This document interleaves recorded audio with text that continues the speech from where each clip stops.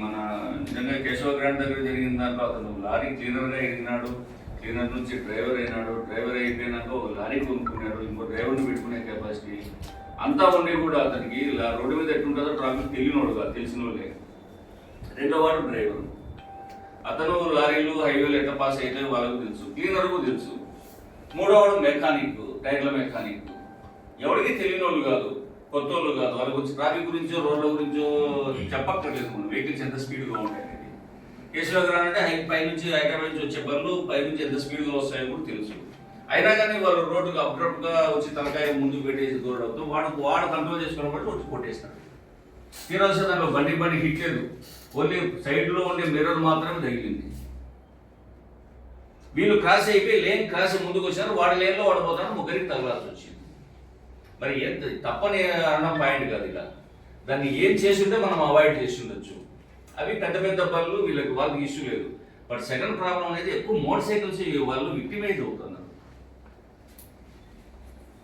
ఎక్కువ మంది motor cycles వాళ్ళు.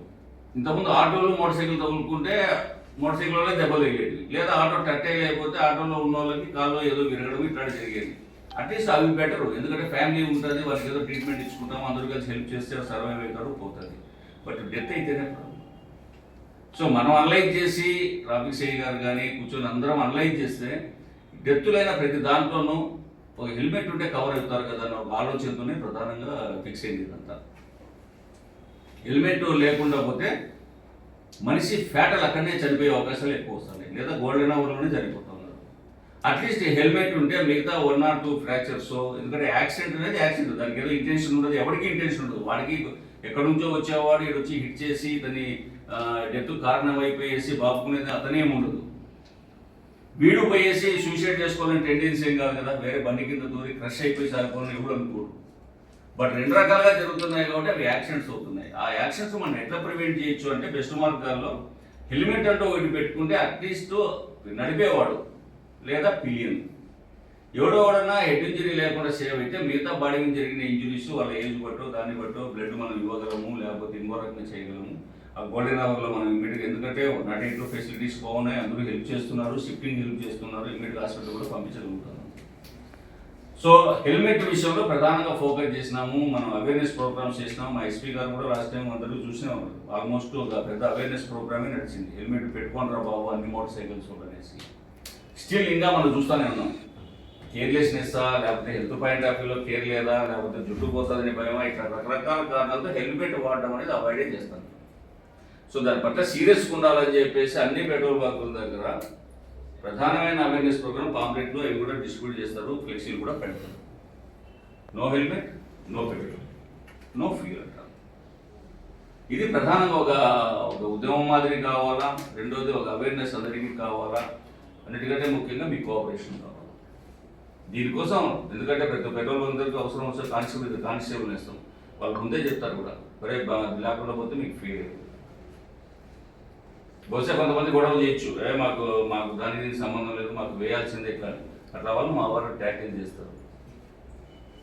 బట్ ఇది సీరియస్గా తీసుకుంటేనే అట్లీస్ట్ కర్నూలు యాక్సిడెంట్ ఫ్రీ కావాలి. ప్రతి ఒక్కరు అనుకుంటాను చలికాలం కాబట్టి యాక్సిడెంట్ అవుతాయి, రోడ్లు బాగలేవు, అవన్నీ తర్వాత ఇస్తుంది. రోడ్లు ఆల్మోస్ట్ మనకంతా తెలుసు, మనం చిన్నప్పుడు చూసిన రోడ్లకి ఇప్పుడు రోడ్లకు డిఫరెన్సే ఉంది. ఫాస్ట్ రోడ్లు అయిపోయినాయి, ఏమి రోడ్లు లేవు, అంత బాగాలేకుండా డ్యామేజ్ అయిపోయిన ప్లేస్లో పెద్ద యాక్సిడెంట్లు లేవు. ఏదో పోతారు, స్లిప్ అయిపోతారు, కింద పడతారు, కాల్ ఫ్రాక్చర్, మైనర్ ఇంజురీస్ అయితే సర్వైవ్ అవుతూ ఉన్నారు. బట్ ఈ హైవేస్లోనూ ఈ ఫాస్ట్ గోయింగ్ వెహికల్స్లోనే ఎక్కువ ఇంజురీస్ ఎక్కువ డ్యామేజ్ అవుతుంది.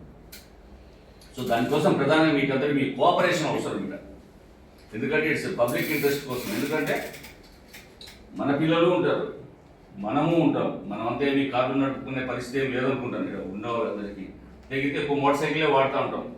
ఫస్ట్ మన నుంచి మార్పు మొదలు కావాలా. రెండోది మన వంతు సాయం అందిస్తే కనీసం ట్రాఫిక్ పోలీస్కి, మా పోలీసులకి కనీసం హెల్పింగ్ ఉంటుంది. అట్లీస్ట్ కర్నూలు పాయింట్ ఆఫ్ వ్యూలో తగ్గిద్దాం, యాక్సిడెంట్ తగ్గిద్దాం. కూడా మా వాడి ఇనిషియేషన్ తీసుకున్నాడు మా ట్రాఫిక్ సిఐ, ఎందుకంటే దీనికోసం ఎస్పీ గారితో కూడా డిస్కస్ చేసి ఇమీడియట్గా ప్రొసీడ్ కాంపోనెంట్ అనేసి. సో మనకి ఇప్పుడు రాబోయేది January 1st, అది ఇంకా డేంజరస్. ఆ నైట్ ఇంకా 12th, 31st, 12th కూడా దాని విషయంలో కూడా అందరికీ సీరియస్గా వార్నింగ్లు పంపించడం జరిగింది.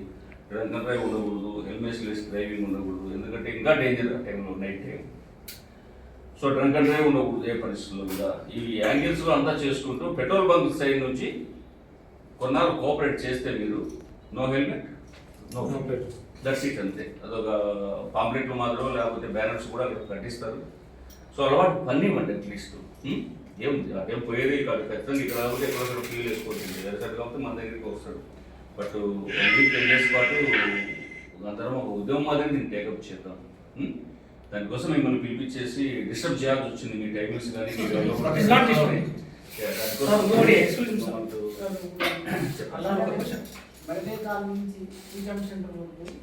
ఈ రోడ్ల మీద బండి పెట్టిన పన్ను వ్యాపారం చేస్తున్నప్పుడు కార్లో దిగి అట్లనే మధ్యలో ఆపేసి పన్ను తీసుకోవడం జరుగుతుంది. దాని నుంచి కూడా కొంచెం రావడానికి కూడా అవకాశం ఉంది సార్. దాన్ని ఏమన్నా డ్రైవ్ చేయడంలో 2-3 రకాలు నడుస్తూ ఉంటాయి. కంటిన్యూస్గా పెట్రోలింగ్ నడుస్తూ ఉంటారు. ఎందుకంటే ప్రతిసారి బండి నిలబెట్టిన చోటకల్లా రావడం అనేది పోలీస్ పాయింట్ ఆఫ్ వ్యూ. ఇది యాక్చువల్గా సెల్ఫ్ అవేర్నెస్ ప్రతి ఒక్కరికి ఉండాలి. మనం నిలబెడితే 10 డిస్టర్బెన్స్ అవుతుంది కదని కామన్ సెన్స్ ఉండి తీరాలి.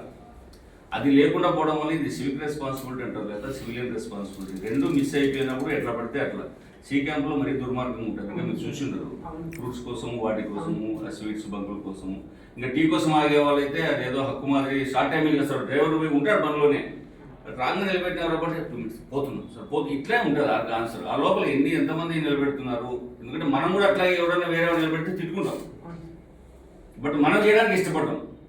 సో దానికైతే మొబైల్ పెట్రోలింగ్ ఆర్గనైజ్ చేయమని చెప్తున్నాను. నిలబెట్టి చేసేవాళ్ళు కొంతమంది ఉంటారు జంక్షన్స్లో. మిగతా టైం అంతా మొబైల్స్, మోటార్ సైకిల్స్ వస్తాను కూడా ఎస్పీ గారు మోటార్ సైకిల్స్ ఇస్తూ ఉంటారు. మోటార్ సైకిల్ మూవ్మెంట్ పెట్టేస్తే ఎక్కువ వీటిని అవాయిడ్ చేయడానికి మనం ప్రయత్నం చేద్దాం. తర్వాత సీసీ కెమెరాల్లో కూడా ఆల్మోస్ట్ టౌన్ అంతా ఇన్స్టాల్ అయింది కాబట్టి సీసీ కెమెరాల ద్వారా కూడా ఐడెంటిఫై చేయడము, దాని యాంగిల్లో కూడా ప్రొసీడ్ అవుతాం. ఇవన్నీ మీరు చెప్పిన ట్రాఫిక్ సైకిల్ రిలేటెడ్ ఇంప్లిమెంటేషన్గా ప్లాన్ చేద్దాం. రైటా? Okay, thank you.